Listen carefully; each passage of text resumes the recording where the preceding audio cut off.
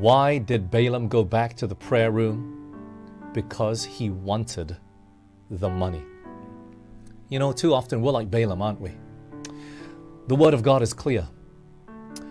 God doesn't mince or mix His words. He doesn't give us ambiguous or unsure instruction. And sometimes, you know, we like to ask the pastor, or we like to ask the elder, or we like to look for throw out a question maybe at AOI or some religious person that we're familiar with, not because we want to know, but because we already know, but we're hoping the answer will be different.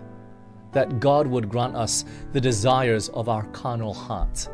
But you know, friends, God doesn't mince or mix His words. He's very clear. He will say, don't go there, don't do this, don't follow the crowd there. And He'll give us a clear instruction on what to do.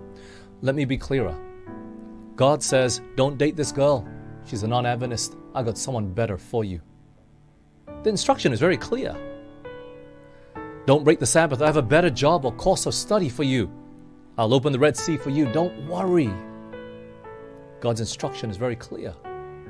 He'll tell us, you don't have to lie or steal. I will provide for you. I own the cattle on 1,000 hills. You don't need to worry. Don't do it.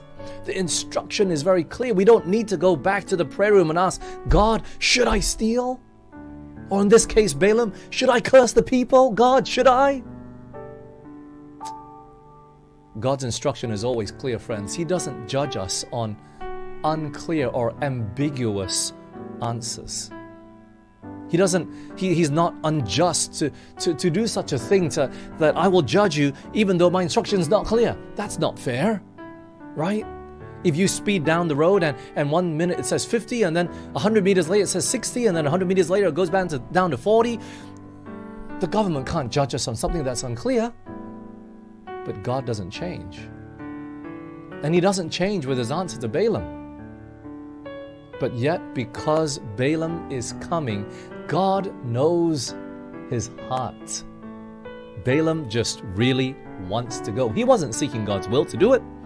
He wanted to choose what he himself wanted to do, and then he was coming to God to ask Him to bless his plans. And friends, there are thousands that are out there like that just today.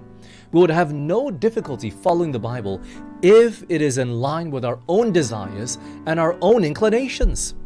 So usually we go to the prayer room with a request rather than with a sincere desire to really know what God's will is. And that's what happened with Balaam. You know, friends, I have people come up to me all the time and ask and say, well, they don't ask, they just say, Pastor, I want you to pray for me, that God would bless this and God would bless that. And, you know, sometimes it's difficult to pray for such things. So I just pray, God, your will to be done, because I don't know the background behind it. Sometimes we already know that we're in direct opposition to God's will. And so we seek out someone that we think is religious and ask them, please pray for me, as if their prayers would turn the hand of God to now work in their favor for their dishonesty or for their unfaithfulness.